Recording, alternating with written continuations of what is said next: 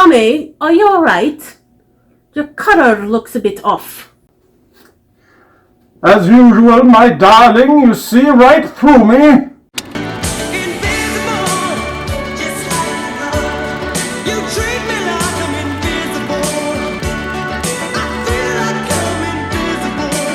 Hello and welcome to Random Movie Time. Today we will be discussing the sequel to The Invisible Man, The Invisible Man Returns, filmed in 1940, directed by Joe May, starring Vincent Price, Nan Gray, and John Sutton. The story follows Jeffrey Radcliffe, who is the wealthy part owner of a family mining company, who is wrongfully accused of killing his brother. Dr. Griffin, who is the brother of the other Dr. Griffin from the original Invisible Man film, who developed the Invisible Man formula, takes pity on Jeffrey and decides to help him escape so he can find the true killer of his brother by injecting Jeffrey with the Invisible Man formula so he can get out of jail undetected. So, Tommy, what did you think of this spooky movie?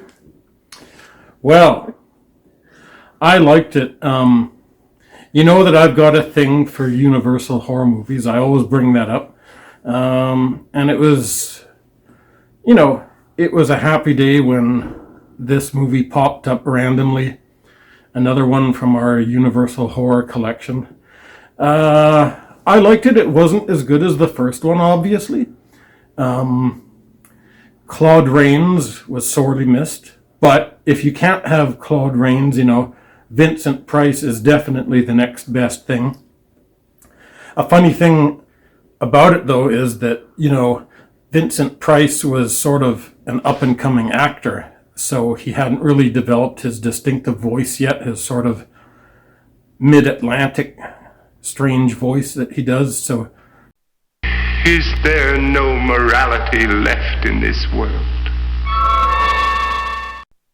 He almost just sounds like a normal guy, but he still has a nice quality about his voice, and he's always been a very good actor and everything. So it was fun. It's just, maybe not quite as memorable as the first, but another good go-round with all of the crazy special effects and everything, which really hold up well considering this movie is, from the early 40s, I believe.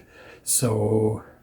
yeah, another home run for Universal. Not their biggest classic, obviously. It's hard to make a sequel that tops the original or comes close to it. But this movie isn't bad, and apparently they followed it up with a few more Invisible Man sequels. So, yeah, I liked it. What did you think, Shannon?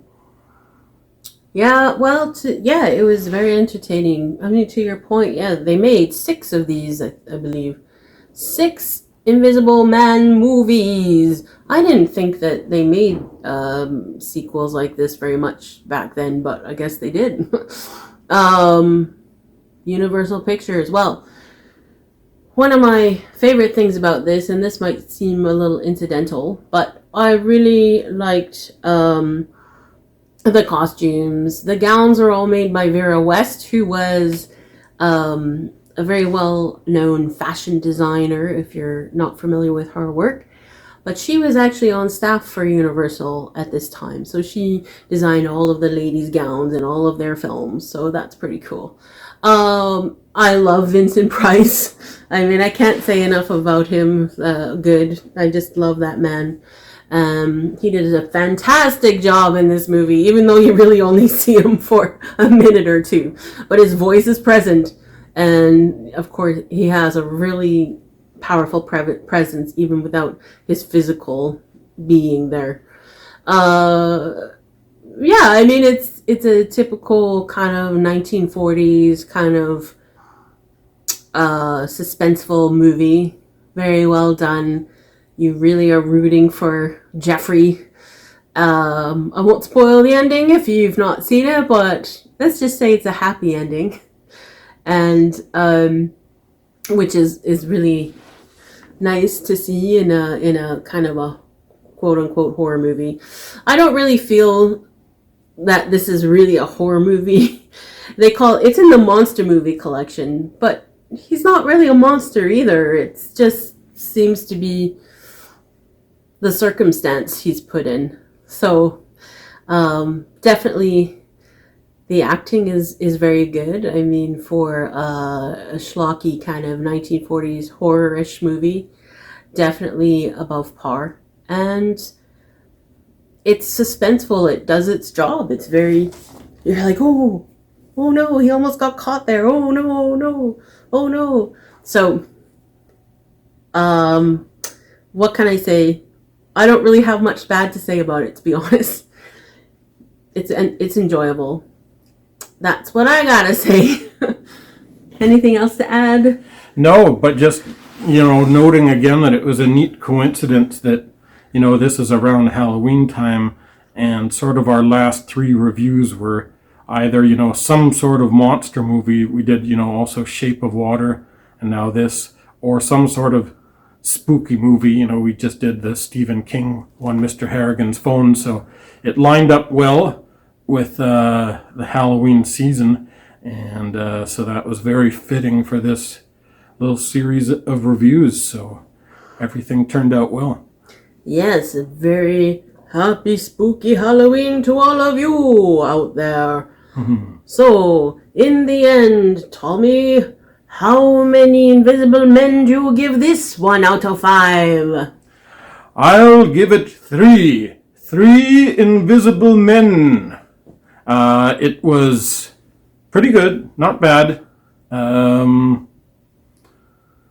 of average, but, it was great to have Vincent Price. And, as I always say, you can't go wrong with the old black and white Universal horror movies. What about you, Shannon? How many Invisible Men would you give it? I give it 4 Invisible Men. 4!